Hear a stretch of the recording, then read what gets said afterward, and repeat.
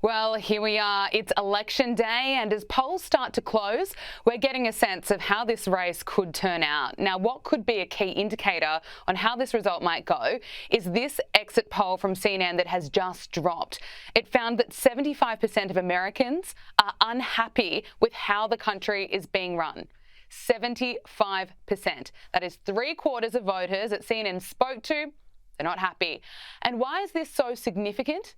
Well, we know who is currently in office. And hey, guess what? It's not Donald Trump. It's Joe Biden, apparently, and Kamala Harris, the vice president who is hoping to be the president. Now, under her watch, 75% of voters are unhappy with the state of the country. This is absolutely disastrous polling for the incumbent. And it will come as no surprise that they could find only 4 out of 10 people who approved of Joe Biden's performance as president. The fact that they could find 4 out of 10, I think, is actually quite impressive. Where are the 4? Where are they? Earlier, I spoke with Tarrant County GOP Chairman Beau French, who says it comes as no surprise. Well, I mean, in the last 4 years, we've had estimates as high as 20 million illegal aliens flood our country, increasing crime in almost every city.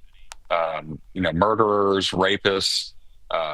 Plus, you couple that with inflation here. We've had pretty significant inflation. I mean, most things cost almost 50% higher now than they did 4 years ago. And so people really just recognize that leadership under Democrats is just not good for America. We're not as safe. We're not as prosperous. I also spoke with Josh Hammer from Newsweek for his take on what this polling means. So this dropped very shortly before you and I came on air. I actually had it on live right here in my home office. I was watching CNN live at that time.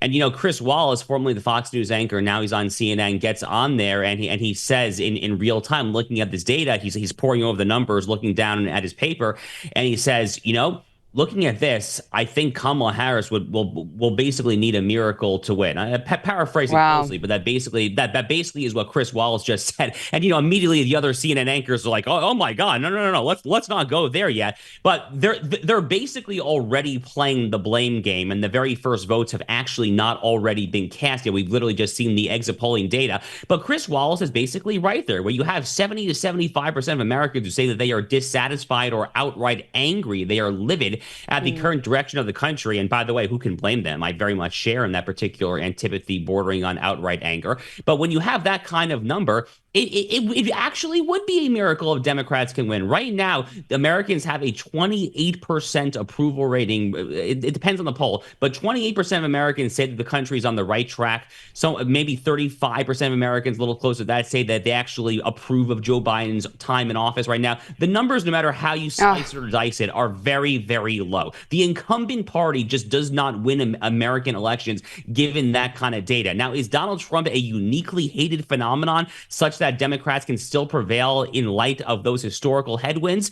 The media would like to have you think so, based on the fact that he has already won one presidential election and came shockingly close to winning another 4 years ago. I think that he probably is not. Again, I think he's likely headed towards victory tonight.